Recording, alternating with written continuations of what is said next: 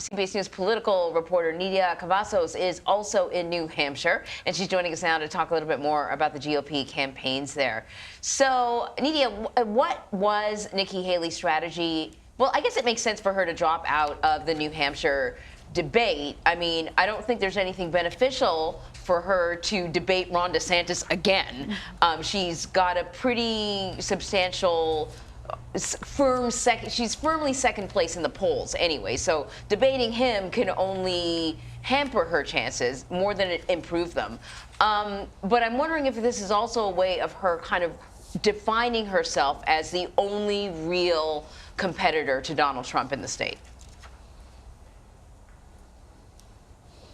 Yes, Anne-Marie, Nancy, good morning. Happy to be joining you all from New Hampshire. Now, Nikki Haley has long been saying and calling for Donald Trump to join her and Governor Ron DeSantis on the debate stage. She says it's time for him to answer voters' questions, to just come out of hiding. But she has, in fact, now said that she's not going to be joining this debate, as she has no reason to do so. And now all of this is also part of her strategy and her claim that this is now a two-person race. She's been saying this even though she came in third in Iowa, but this goes to show that she's no longer considering Governor Ron DeSantis in the picture here. She says it's between her and Trump, and she says she won't be able to join, she won't be willing to join another stage if it's not with Trump or Biden.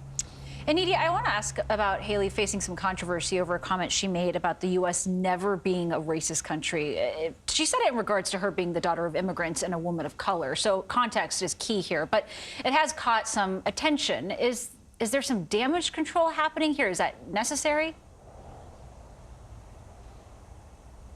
Yes, well, Nikki Haley has long been saying this throughout the early voting states and as part of her campaign stops. This is a central part of her campaign speech when she says America is not a racist country. And the intent with this is that she's saying, you know, the country must stop the self-loathing. And she says she was able to get elected as the first female and minority governor of South Carolina. And this was historical. Now, she says she was able to do this, and America's just a country full of opportunities. And in terms of the damage control, after her remarks that they've been catching on with people and just causing a lot of controversy, her campaign has come out and said that America is not a racist country. America has racism, and her campaign goes on to further blame the liberal media and say that they have failed to get this distinction.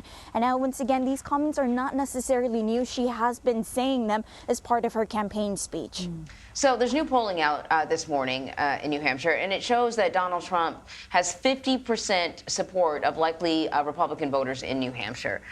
Nikki Haley still sort of believes that she has a chance to somehow win New Hampshire, even though she's, you know, polling better than probably any other second place candidate. She's still nowhere close. So, I mean, is there a possibility that she could win New Hampshire, or is that just what campaigns say? Well, what's important to note here in the distinction between Iowa and New Hampshire is that in New Hampshire, independents are able to vote next week as part of the Republican primary. So we know for a fact that independents are a group of voters that Haley is largely appealing to, and we see this over and over at her events.